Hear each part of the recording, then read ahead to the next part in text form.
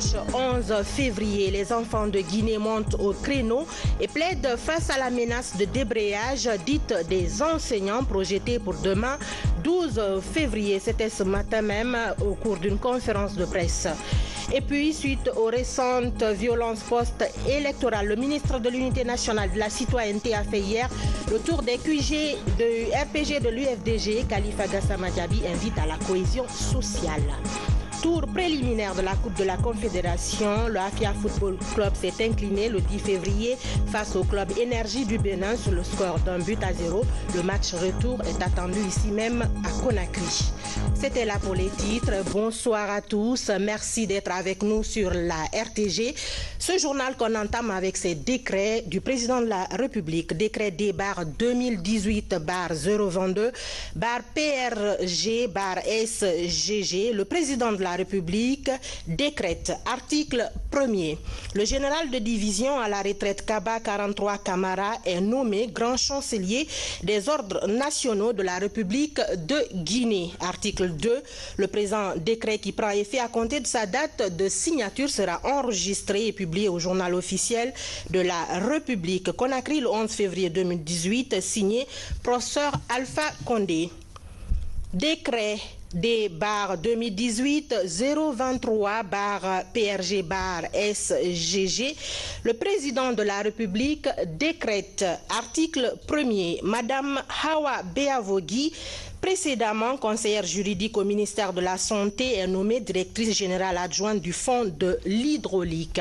Article 2. Le présent décret qui abroge toute disposition antérieure contraire prend effet à compter de sa date de signature et sera enregistré et publié au journal officiel de la République. Conakry le 11 février 2018, signé professeur Alpha Condé. Je vous le disais dans les titres, les enfants de Guinée réagissent face à la menace de débrayage dite des enseignants projetés pour demain 12 février. Ces enfants soucieux de leur éducation montent au créneau pour faire un plaidoyer. Fatoumata Batouli Diallo et Moussa Bangora ont assisté à la conférence de presse organisée par le Parlement des enfants de Guinée suivi. Ce qui nous a motivé à organiser cette conférence de presse, c'est concernant la situation actuelle du pays. Et vu les tendances et que chacun reste de son côté, et nous les enfants de Guinée, on s'est dit de ne pas accepter ceci si nos aînés n'ont pas trouvé une solution à leurs problèmes. Alors nous, on se lève et on dit non aux manifestations parce que nous voulons vraiment demain, lundi, aller à l'école. Le Parlement des enfants de Guinée condamne la division profonde au sein du SLEG et ses répercussions sur le système éducatif guinéen. En décembre dernier, le secteur éducatif a connu de sérieuses perturbations avec de nombreux dégâts matériels et des pertes en vies humaines. C'est pourquoi le Parlement des enfants de Guinée plaide la paix et l'unité nationale. Nous sommes en train de plaider le gouvernement guinéen et les syndicats de trouver des solutions à leurs problèmes. Que nous, les enfants, nous avons notre droit à l'éducation. Donc il faut qu'ils essayent de maintenir les enfants à l'école parce que nous, les enfants, on en a marre pour dire vrai. On veut vraiment que les enfants soient épargnés de cette situation. Attachant du prix à la paix et l'unité nationale, le Parlement des enfants invite les autorités guinéennes, les partenaires sociaux, les syndicalistes à trouver un terrain d'entente et à œuvrer davantage pour préserver la quiétude sociale, garant de tout développement. À propos, nous recevons sur ce plateau M. Séni Silla du ministère de l'Éducation nationale et de l'alphabétisation pour une déclaration. Bonsoir M. Silla. Bonsoir Madame. Chers collègues enseignants, chers parents d'élèves et amis de l'école, chers élèves, chers enfants, mesdames, mesdemoiselles et messieurs, vous avez tous suivi de près ou de loin la crise que vit notre école. Point n'est besoin de revenir en détail sur les péripéties des événements qui se sont succédés depuis le 13 novembre 2017. Ce qu'il y a lieu de souligner, encore une fois avec force, c'est la volonté des autorités de l'État de maintenir un climat de dialogue social dans le cadre institutionnel de la commission tripartite, syndicats, organisations patronales et gouvernement. Dans cet ordre d'idées, le ministère en charge du travail, par la voix de son chef de département, par ailleurs porte-parole du gouvernement, a fait en son temps une déclaration définissant le cadre social et institutionnel dans lequel le dialogue doit se tenir avec l'appui de l'Inspection générale du travail. Le ministère de l'Éducation nationale et de l'alphabétisation est le plus affecté par les conséquences de la crise.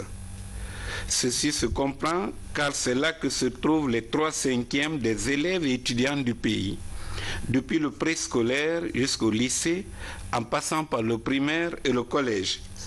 Le Parlement des jeunes nous a interpellés ce faisant pour nous inviter à titre administratif, social et professionnel à demander à leurs formateurs d'accepter de leur distancer des cours en dépit de toute forme de revendication. C'est pourquoi, au nom de M. le ministre, nous demandons à tous les enseignants de reprendre le chemin de l'école au nom de l'avenir de la nation, la jeunesse scolaire.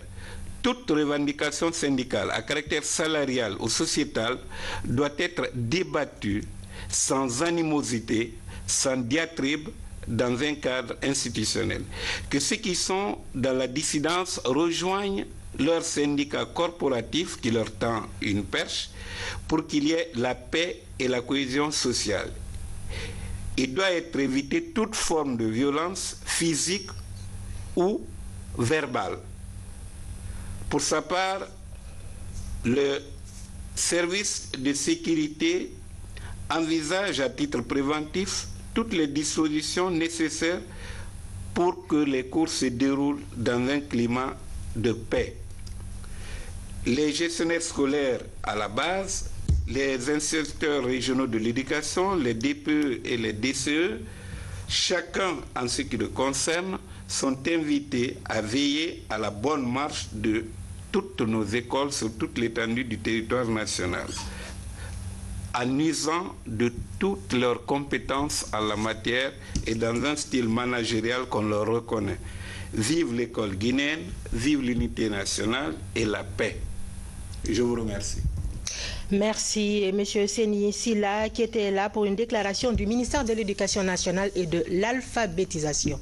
Des voix continuent à s'élever pour déplorer, condamner les violences post-électorales enregistrées dans certaines localités de notre pays.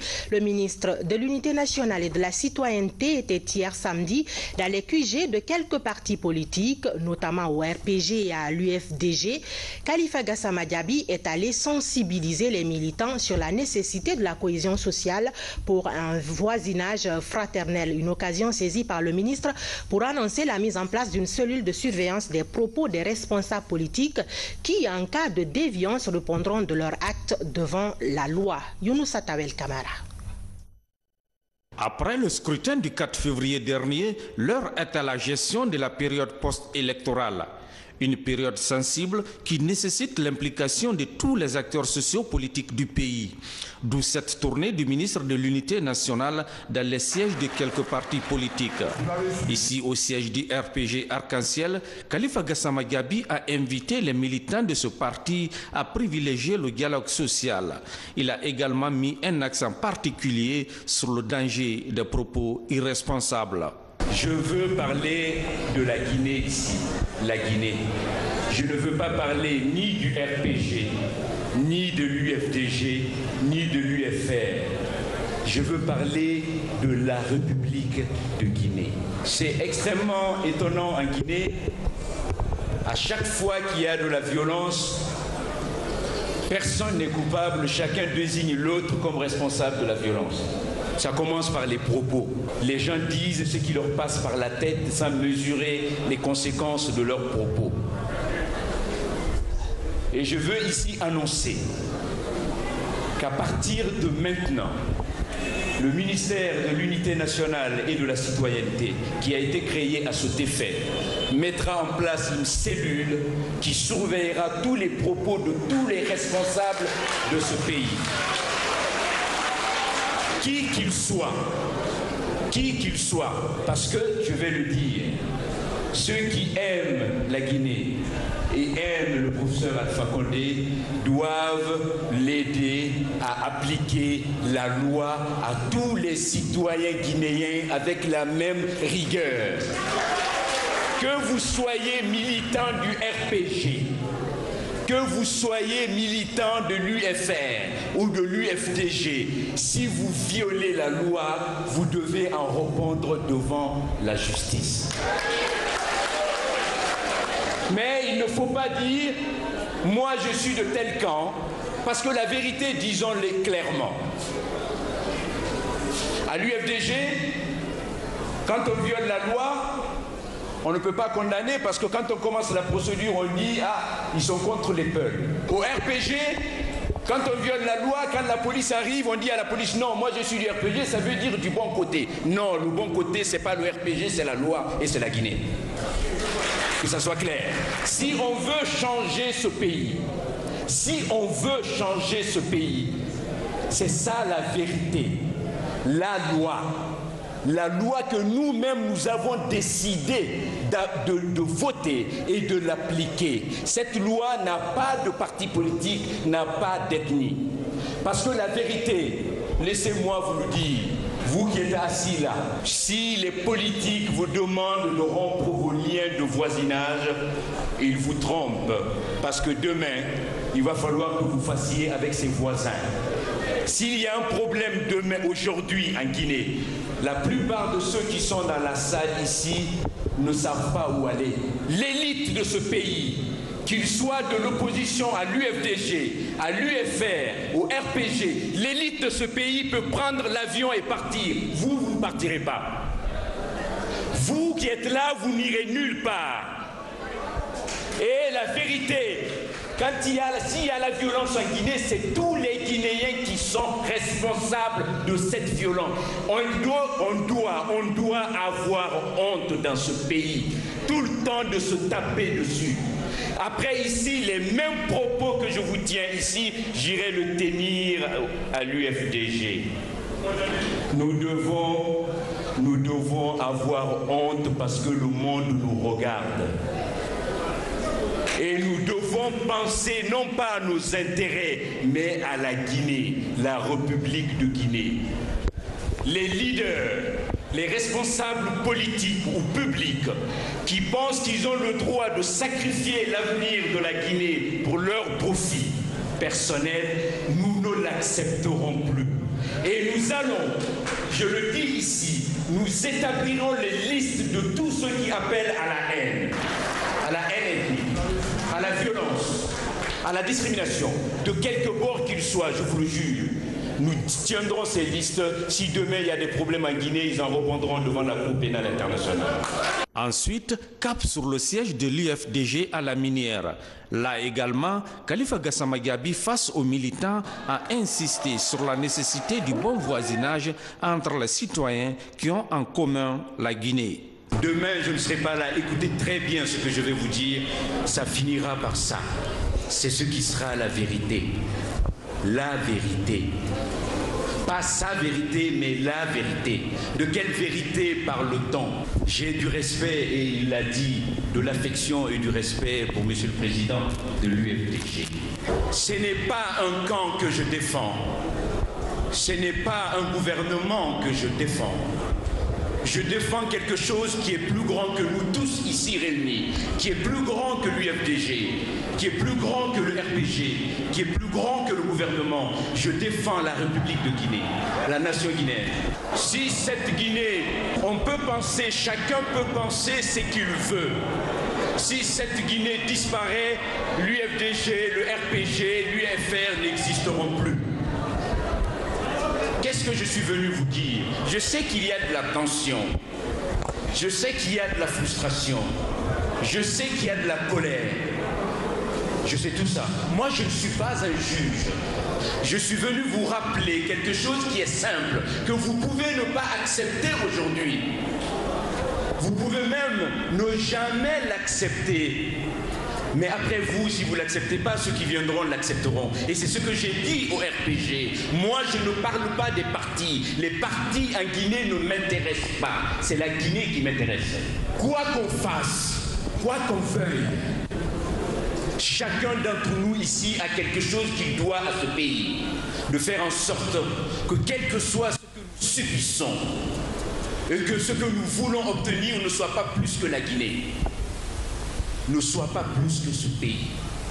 À partir d'aujourd'hui, nous ferons un fichier de tous ceux en Guinée, de Conakry à Yomou, feront des déclarations haineuses, d'appel à la haine, à la violence, à la discrimination, à l'injustice, qu'ils soient fonctionnaires, qu'ils soient militants d'un parti politique, qu'ils soient responsables politiques. Je vous jure, je passerai le restant de ma vie à ce que ces personnes passent devant la Cour pénale internationale. Parce qu'on n'acceptera pas que la Guinée soit brûlée. Les prochains jours, le ministre de l'Unité nationale entend se rendre dans les autres sièges des partis politiques pour passer le même message de paix et de cohésion sociale. Voilà, avec moi sur ce plateau, le ministre de l'Unité nationale et de la citoyenneté, ministre Khalifa Gassama Djabi, bonsoir. Bonsoir, madame. Alors, vous avez fait le tour des CQG de partis politiques. Pensez-vous vous être fait comprendre? Écoutez, je l'espère. J'espère que le message est passé non seulement dans CQG, mais auprès de l'ensemble de nos concitoyens. Je l'espère parce que ce message, ce projet, ce mécanisme de fichier sera fait. Il sera tenu. Et ceux qui n'y croient pas, qu'ils y essayent. Nous n'accepterons pas que ce pays soit brûlé. Je voudrais rappeler aux uns et aux autres que je voudrais parler de la Guinée, de la nation guinéenne, de ce pays qui est au-dessus des partis politiques. On ne peut pas accepter que des considérations politiques, même si les combats pour la justice, le combat pour les droits est un combat légitime en démocratie et qu'il faut continuer à mener, mais à mener dans le cadre légal, dans le cadre de la loi, sans violence. Les Guinéens, et je leur lance un appel, ne doivent pas accepter que des individus, parce qu'ils ont des combats à mener, décident de mettre le feu à ce pays. Ce travail sera fait. Et ce message, je l'espère de tout cœur, que l'ensemble de nos compatriotes de Conakry à Yomou l'ont entendu, l'ont compris. C'est pour la nation guinéenne. Et je le rappelle ici encore, cette nation, elle est plus grande que les partis politiques. Elle est plus forte que les partis politiques. Elle est plus digne que les partis politiques.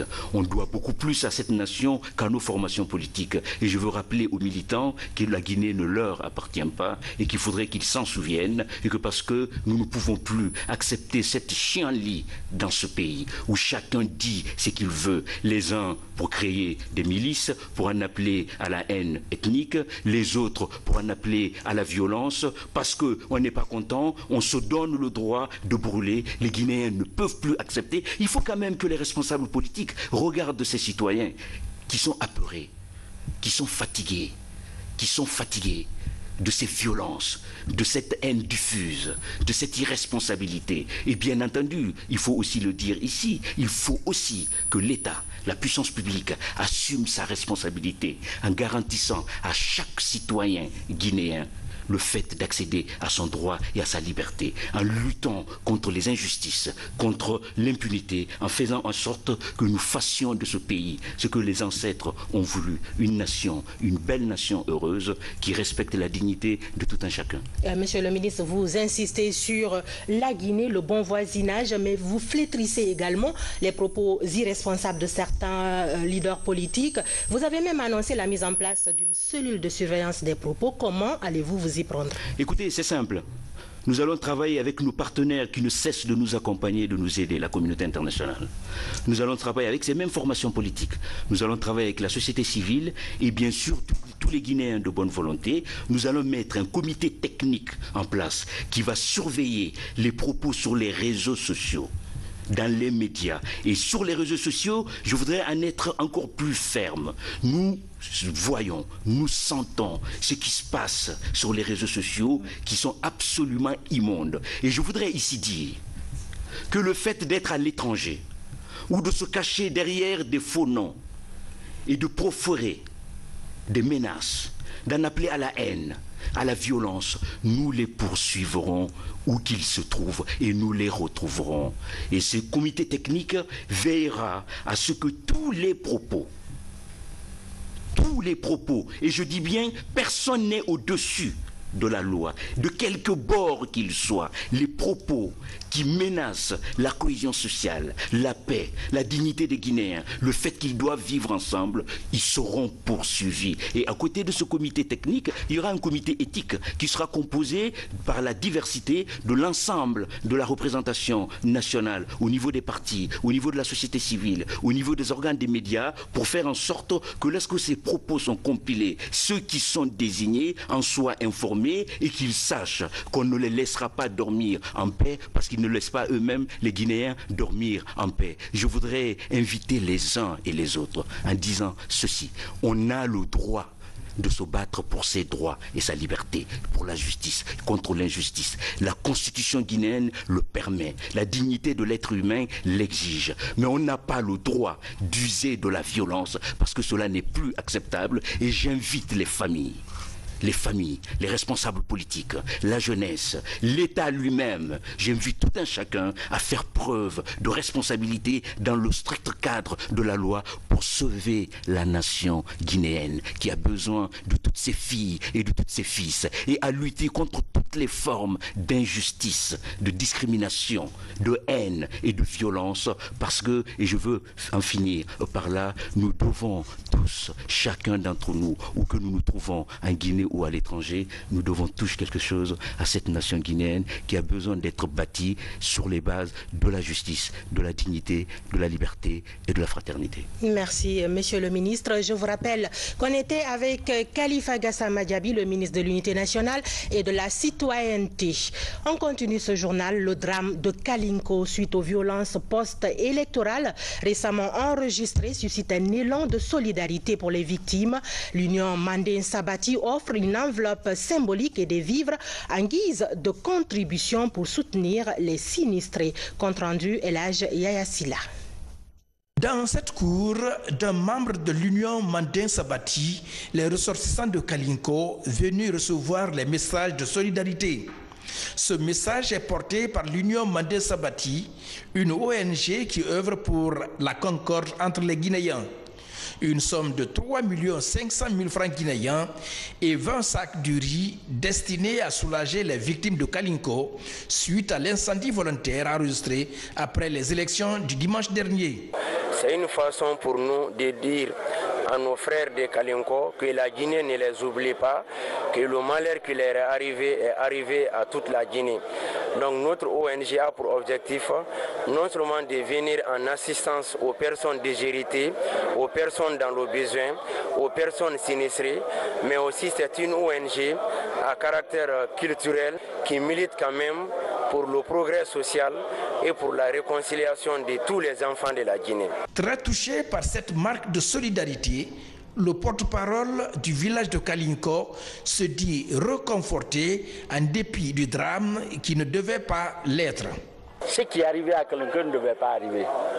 Pourquoi? Parce que nous qui sommes cohabitants là-bas, nous sommes de même. C'est des cousins, c'est des frères, c'est des tantes, c'est des cousines qui sont ensemble. Il y a un notable peul qui était là ce matin. Les 4 enfants qui sont décédés, son jeune frère à la jeune sœur de leur maman. Cela devait nous instruire, nous dire qu'on ne doit pas arriver à ça. L'Union Mandin Sabati est une ONG qui regroupe les Guinéens de la diaspora et ceux du pays. Elle est dirigée par Iya Cissé, homme d'affaires en Guangzhou, en République populaire de Chine. Et puis, volet santé de ce journal, depuis quelques jours, des rumeurs font état d'un éventuel cas de fièvre Lassa en Guinée. L'Agence nationale de la sécurité sanitaire a démenti cette rumeur. Cependant, elle annonce des mesures préventives pour éviter tout risque de contagion ou d'épidémie de fièvre Lassa en Guinée. Adiatou Bari, reportage. Selon l'Agence nationale de sécurité sanitaire, aucun cas confirmé de fièvre Lassa n'est enregistré en Guinée. Néanmoins, dans la préfecture de Guéguédou, 21 personnes suspectées de porter la maladie ont été soumises à des examens médicaux. À l'issue des analyses biomédicales, aucune d'entre elles n'est testée positive de la fièvre Lassa. Aucun cas de ce genre n'a été détecté ni au Libéria ni dans la partie guinéenne. Et voilà, la période de suivi recommandée par l'OMS est de 21 jours. Alors si vous faites le décompte depuis le 10 jusqu'au 31 janvier, donc même les contacts ont été sortis des suivis, aucun n'a manifesté des signes en faveur de Lassa. Donc à ce jour, nous pouvons dire sans risque de se tromper que la Guinée n'est pas en situation d'épidémie pour le moment. L'Agence nationale de la sécurité sanitaire et l'Organisation mondiale de la santé renforcent la surveillance épidémiologique. Dans la préfecture de Guéguédou et les 32 autres préfectures du pays, des équipes préfectorales d'alerte et de riposte aux épidémies sont déjà en veille. Au sein des communautés, elles font la sensibilisation sur les modes de transmission de la fièvre Lassa, dont le principal agent vecteur est le rat rongeur.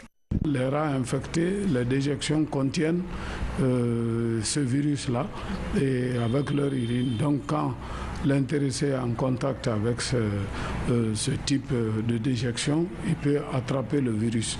Et ces rats aiment manger surtout les restes de nos aliments qui restent à côté de nos habitations dans les lieux de dépotoir. Donc une fois que la personne développe la maladie, elle aussi elle peut transmettre à son entourage à partir des fluides. Donc les principales manifestations se traduisent par la fièvre, mais il faut reconnaître que la fièvre Lassa est moins contagieuse que Ebola. Donc voyant tous ces aspects, nous avons pris quand même nos dispositions et chaque membre de la population guinéenne doit quand même lutter contre ces rats qui peuvent amener ce genre de maladies dans sa concession. Lassa est une fièvre hémorragique dont le taux de mortalité est moins élevé que la maladie à virus Ebola, selon les spécialistes.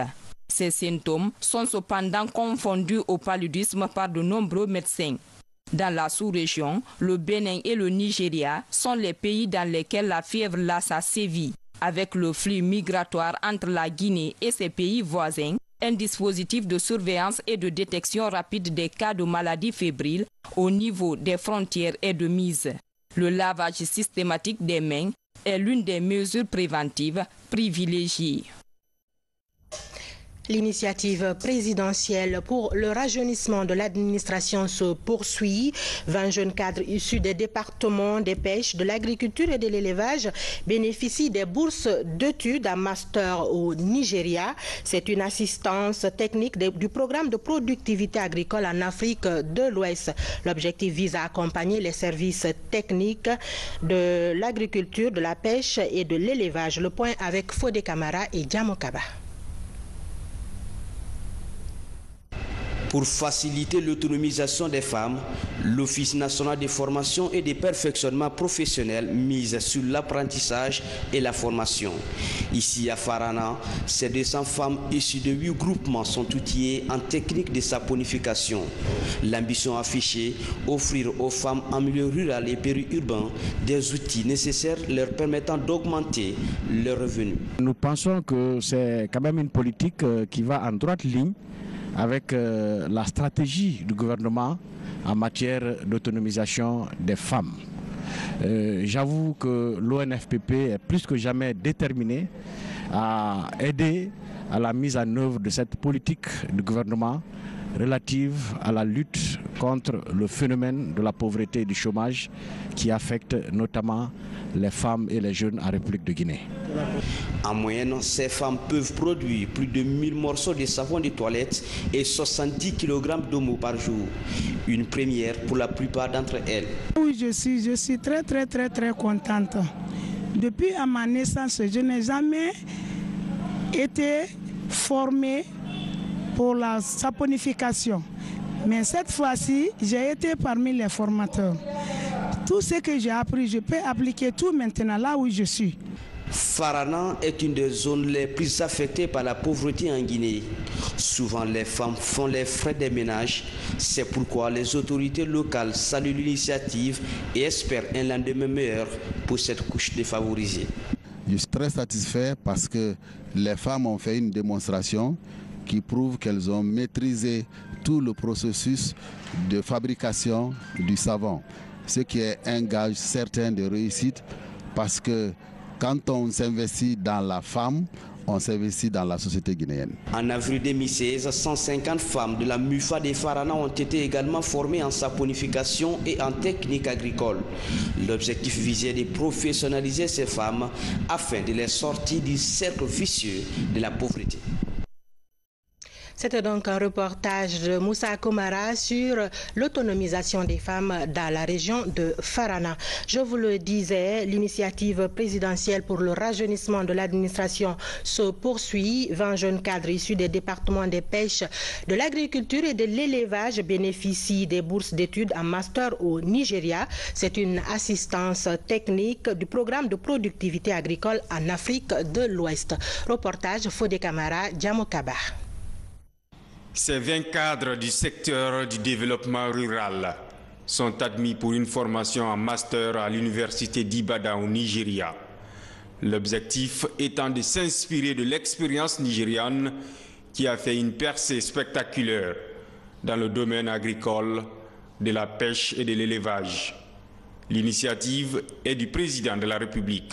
On s'engage à assimiler une fois à Ibadan la formation pour laquelle nous sommes partis.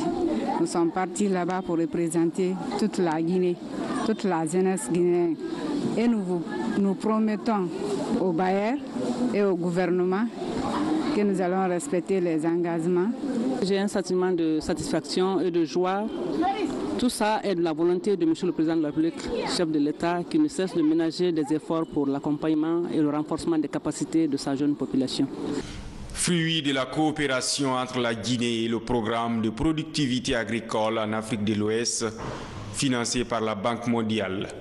Cette formation de 2 ans devra apporter à la Guinée de nombreux avantages, tels que la vulgarisation du conseil à l'exploitation familiale, le développement durable en pisciculture et l'intensification des productions animales, ce qui permettrait à coup sûr d'impulser une nouvelle dynamique au développement rural.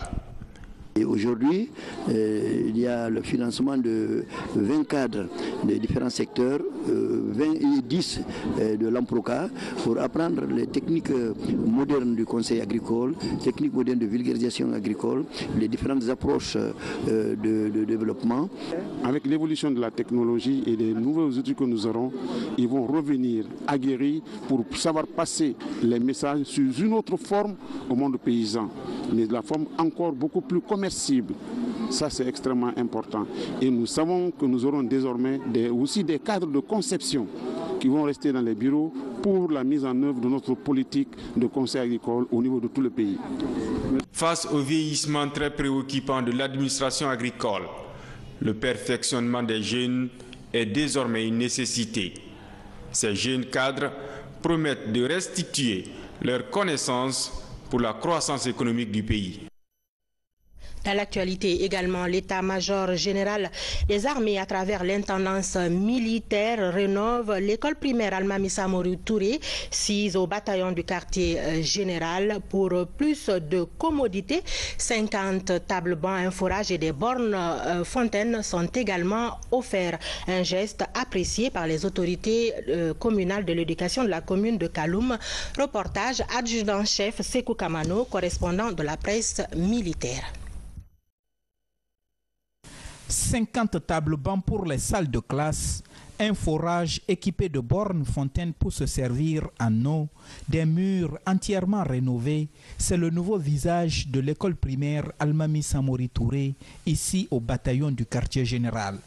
Un geste humanitaire de l'état-major général des armées au bénéfice du système éducatif guinéen. Notre joie est immense car notre école offre désormais un visage beau et attrayant, qui fait plaisir à toutes les personnes franchissant des pas de ce temple du savoir où se préparent les futurs cadres de notre pays. C'est un moment solennel de dire que nous enseignants, nous sommes fiers de cette armée.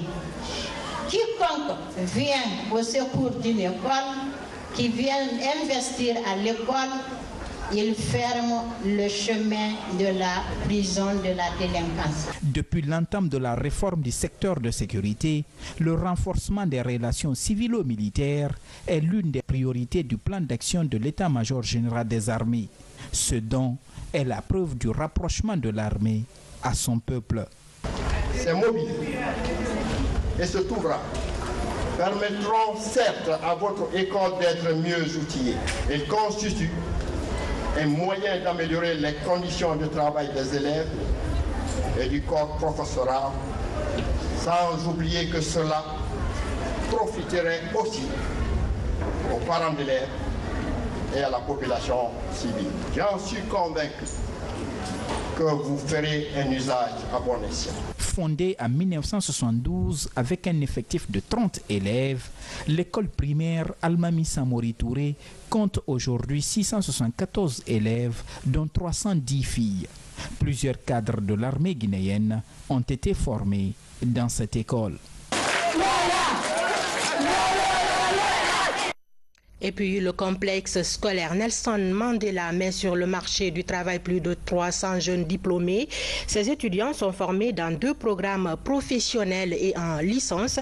La cérémonie officielle de remise des diplômes s'est déroulée au Palais du Peuple. Francis Collier.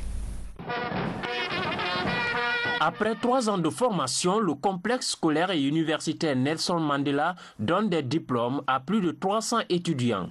Ces étudiants sortants sont formés dans 2 programmes de formation. Le premier groupe, constitué de sages-femmes et infirmiers d'État, est baptisé Promotion Hadja Fatou Siki Kamara et celui de formation universitaire du nom de Boubacar Bari. Le continent africain a besoin d'une jeunesse engagée, déterminée à vaincre tous les obstacles. Jeunes diplômés, faites de ce passage un bréviaire de tous les jours pour servir loyalement votre pays avec honnêteté, dévouement et perspicacité. Je suis très honoré par cette distinction, par les futurs cadres en santé. Ce choix confirme la consécration de nos efforts comme référence pour l'amélioration de la santé des populations guinéennes il y a plus d'un quart de siècle. Je me mets entièrement à votre disposition, mes chers enfants, pour votre valorisation dans la vie professionnelle. Les récipiendaires, pour la plupart, se disent prêts à affronter le marché du travail. Pour d'autres, il faut aller jusqu'au master. Je suis vraiment content de la formation à l'université Nelson Mandela avec tous ces bons professeurs qui nous ont suivis du début jusqu'à la fin. Tout ce que nous, on avait à faire, on l'a fait. On a suivi des cours. Maintenant, tout ce que nous voulons maintenant, c'est au fait d'aller maintenant sur le terrain. J'ai déjà fait le stage. Je compte faire l'accouchement, lutter contre la mortalité infantile en Guinée. Depuis 2003, le complexe scolaire et universitaire Nelson Mandela forme des cadres guinéens. Pour cette année, il met sur le marché du travail la 11e promotion de licenciés et la 2e promotion BTS Santé. On termine par cette information sportive sur les tours préliminaires de la Coupe de la Confédération. Après 13 ans d'absence dans les arènes des compétitions africaines, le Afia Football Club est allé s'incliner le 10 février face au club Énergie du Bénin sur le score d'1-0. Le match retour est prévu à Conakry. Et voici le reportage de notre envoyé spécial Abdulaziz Baldi. Absent sur la scène internationale depuis une dizaine d'années, le Afia Football Club est de retour au sein de l'élite du football africain. Présent à Cotonou ce week-end pour défier le FC Énergie du Bénin, les hommes de Mandou Diallo avaient toutes les chances d'arracher une victoire. Avec une domination stérile pour le Afia dans le premier quart d'heure, les locaux se réveillent enfin avec une frappe de 25 mètres, sauvée par une jolie parade d'Abdoulaye Sylla Seguele. Quelques minutes après, la défense de Afia craque et Emma Santou profite pour ouvrir le score à la 42e minute. Attalé en rater et c'est Seguele qui sauve et l'ouverture du score l'ouverture du score et après 42 minutes ici au stade Mathieu Kérékou de Onono. C'est ce numéro 11 qui vient de trouver le fond du filet. Échange qui va permettre à cette équipe de l'énergie du Bénin de prendre le devant face au Afia de Conakry. Au retour des vestiaires, les coéquipiers d'Ibrahima Silla ont tout tenté, mais les hommes de Stanislas Akele ont tout stoppé. Peu importe le score, le Afia a perdu une bataille et non la guerre. Quand vous regardez les deux mi-temps, cette équipe ne nous a pas dominé. Ils n'ont eu que prendre des balles de contre. Moi, je pense bien que 1-0, c'est mauvais, mais je pense que c'est pas mauvais parce que d'autant plus que le match retour va se jouer à Conakry. Maintenant, là, on a vu maintenant cette équipe comment elle joue. Donc, on a un match de championnat jeudi ou vendredi. On va essayer de jouer ce match et après préparer sereinement cette rencontre. L'objectif de Afia pour toute compétition est de gagner. Et plus particulièrement cette compétition de cette année, c'est le retour de Afia sur la scène continentale. Donc l'objectif principal est de faire une très bonne prestation pour qu'on voie un fond de jeu digne de la Guinée. Vous savez que notre pays est source de beaucoup de talents. Arrivé deuxième du championnat béninois la saison dernière, Énergie Football Club célèbre cette victoire avec beaucoup de réserves. C'est le football et en football tout est possible. Tout est possible, donc nous croyons et en FM. Dès lundi, je pense qu'on va retourner encore le travail pour corriger quelques imperfections en attendant un match retour sur Conakry. Attendu à Conakry dans une semaine pour le match retour, le club de la banlieue de Cotonou tentera de préserver son avantage d'un but à 0 et le Afia Football Club devrait rétablir l'honneur devant ses fans au stade du 28 septembre à Conakry. Tout un défi à relever pour que la légende de ce club historique continue à marquer les esprits des mordus de Cuiron. Fini ce journal, merci de l'avoir suivi. Je vous souhaite une très bonne semaine de travail. À bientôt.